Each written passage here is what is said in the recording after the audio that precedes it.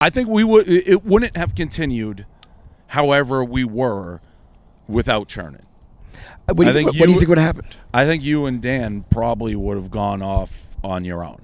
Weren't you like kind of considering that? Were you guys kind of considering? Yeah, that's the vibe I got. And I don't think Dan. I think Dan might have had. I never really had an offer. But you guys were like you were like kind of what Dave's saying too. Like you're kind of like we're kind of plateauing. You well, you know what it was, and you've always been very, very generous with salaries and money. Every year, by like December, I'd kind of be like, fuck this or fuck that, and then I would get like a raise or a bonus or something, and I was like, okay, I'm good. Yeah. And that would reset. About the Chernin time is, for whatever reason, when things started to probably change for us money-wise, where it's like, there's more money coming in, and money we hadn't seen before. Right. We had more people, but that was, and then the Chernin thing. I mean, the Chernin was really the first time I had actual, I've told, but I think I got a check for like $3 million. And that yeah, remember you had $2 million internet dollars before that, right? Correct. Yeah. And that was like real money. We sold for them for too low. They're the real champions of this whole. They probably made like $500-600 million. What did they sell you originally? They bought the thing for we were valued at $12.5 million. What year was that? 2016. We were valued at $12.5 million in 2016. Yes. And what were we valued at by like 2017, 18? Like, did it go quickly? They set the goal of what they want to sell Barstool for, which I think was $50 million. Okay. And they were like, if we can do that within 4 years, right? Didn't we like? It just exploded right off the bat. But how do you do a value? Because nobody except Chernin made an offer, and I always say that. So it's like, yeah, do we sell for? We're not where we are without Chernin. Right. There's no doubt 100%. in the world. 100%. Like, they legitimized us, and changed. Like, and I don't think we were going to do what we did. We weren't going to be like, we need to go hire Erica or like. Sure. Because they were the ones to do that. I wasn't going to put all my money into doing that. No. So it's like, all right, well, if it don't work, it's their money. It's not my money doing it. So you think you were ready to? Would you have? We were in New York because of Chernin, right? We're in New York because of you. No. But I mean, fuck that. By the way, that's the truth. That's such bullshit. That's the absolute truth. That's not really true though. That's 100%. Because true. I mean, I said I would have gone, but it had to make sense financially. No, you don't want to pick up. At that time, you were a family. That's not true. No, that's not true. I said true. If you pay, I had the conversation with her. I said, if you can pay me what Caitlin's making. Conversation to who? With you. I had the conversation with Caitlin about moving. No. And she was like, I'll go if he'll pay my salary. No. So I was like, I need a bit. No. Dude, that never happened. That absolutely this is the first happened. absolute fib. No. Me and Dan were not. We had no. First of all, it always should have been New York. So you're welcome. But I don't disagree with that. Yeah, but I'm telling you, no, because I you didn't want to leave. Had the conversation with her. You by far were like, I really don't want to leave. I have the kids. Dan and I were like, all right, we can go.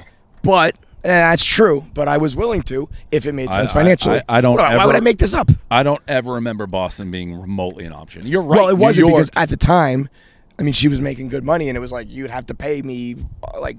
But that wouldn't way more, have even been. You know? At the time, I think I was making like $75,000. She was making like triple that. So, but it was at the time, that wouldn't have even been a me decision, because the only reason the move was happening was Chernin.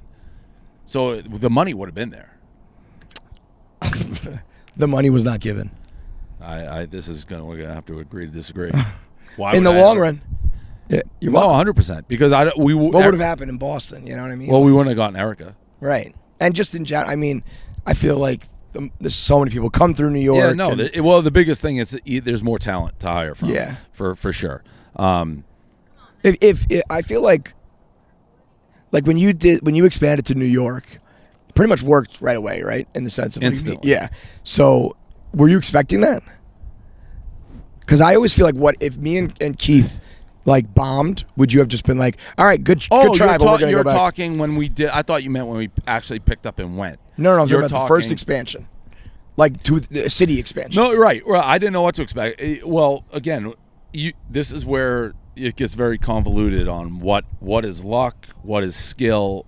I think one of the things I'm very good at is identifying like talent. So you can say we got very lucky because you and Dan and Keith were all great.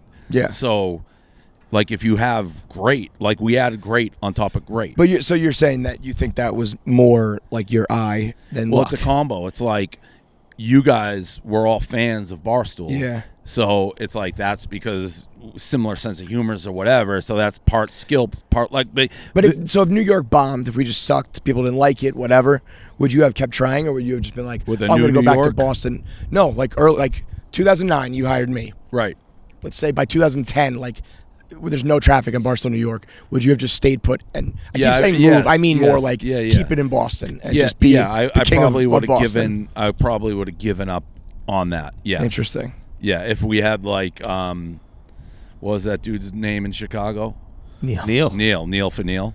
if we had a bunch of Neil for Neil. You know, Neil though deserves credit because when Dan didn't want to go on for Correct. full time first, He accepted and it. Neil said, "I'll do it," and that's what started Chicago. And I think when Dan saw the success, he was like, "Okay, fuck it, I'll do it." Yeah, it was But never- without that, who knows? Well, yeah, and I don't ever think Chicago is successful. Neil for Neil. Dan, once Chicago launched, Dan's like, "Can I contribute for Right, free?" he wanted to make a part time, and then he just the deep swallowed him up. deep web conspiracies are that Dan was Neil for Neil Yes. because he was so bad he made Big You know Cat what? look good. we can definitively say it's not, but that would not be Yeah. a bad plan. Yeah, like That talk about disappearing. That guy, Pirate Simon pops up, and these characters you'll see. I don't think anybody's I've seen heard Neil. so many stories. I heard he's a chef in Florida. I heard he was working at like a lobster shack in New York. I heard the weirdest things. Yeah, Look at that one. the other one's weird haircut. Seth is. I've heard he is not. He doesn't like to happy- talk about it and all Does that not shit. like the way that any of that went down. I can understand why. I remember I was in line at like the Harp one day, years and years ago, and someone was like a stoolie and talking to him, and he's like, "I work with Weird Haircut Seth now." And he like yells at people if they have Barstool open on their computer. They just walk through. I like that. Close that. Close that. I like that. When do you think? When did you? I don't think that I hated you and was like against you. But when do you think you started to like feel that way? Like, was there a moment or a thing that shifted? I don't think there's one. It was just kind of slowly. It happened? was. I know it was doing the rundowns at the end of the Milton office.